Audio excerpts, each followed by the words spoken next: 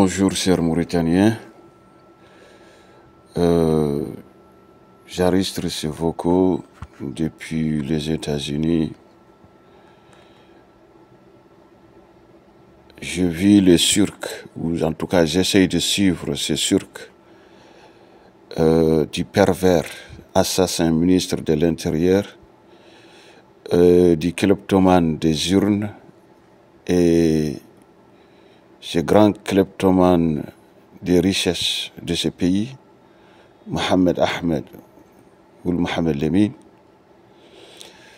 ce monstre assassin. Ce ne sont pas des accusations gratuites parce que depuis qu'il est à la tête de ce ministère, on dénombre quand même une dizaine de meurtres dans des commissariats.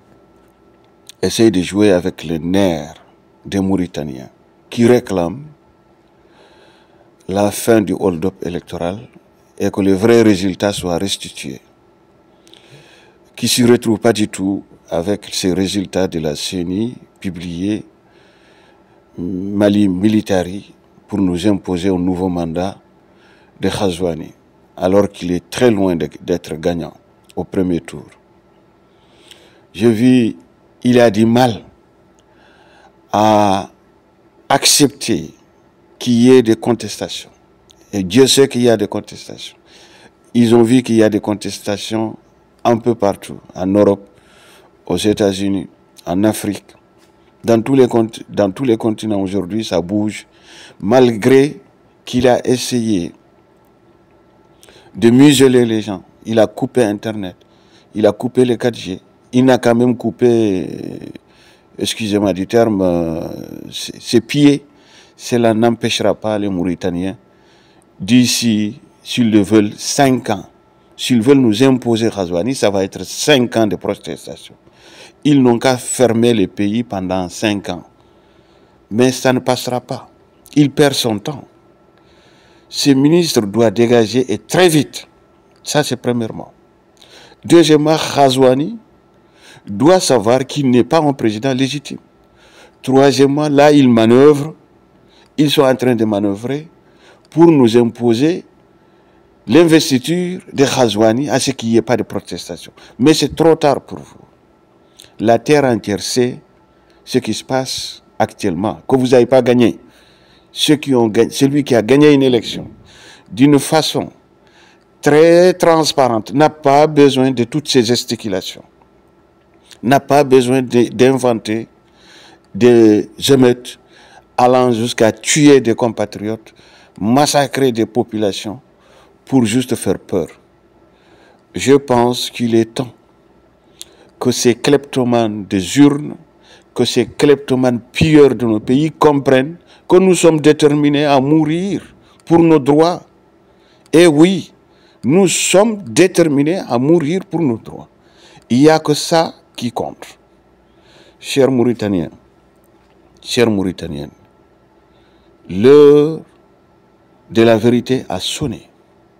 C'est soit ceux qui nous dirigent acceptent d'être des hommes intègres, c'est soit ils dégagent de force ou de gré. Point. Il ne faut plus chercher à comprendre. Je regrette que certains soi-disant opposants s'allient avec le pouvoir. J'ai vu la sortie du ministre des Affaires étrangères, Ould Merzouq, qui dit qu'il n'y a qu'un candidat qui rejette les résultats.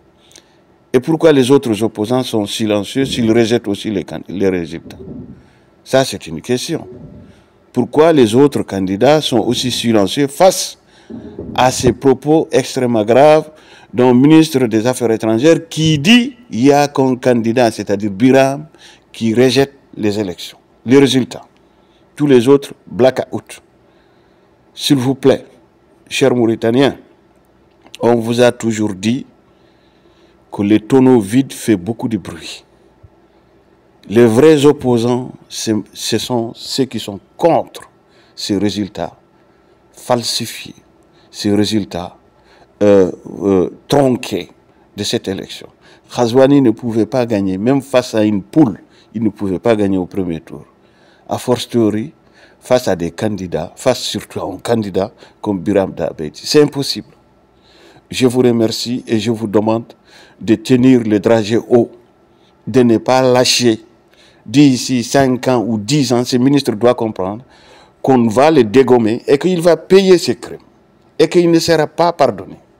Il faudra que ces gens-là comprennent qu'ils doivent absolument et qu'ils sont redevables de leur mauvaise gestion, de leurs crimes et de leur criminalité. Je vous remercie.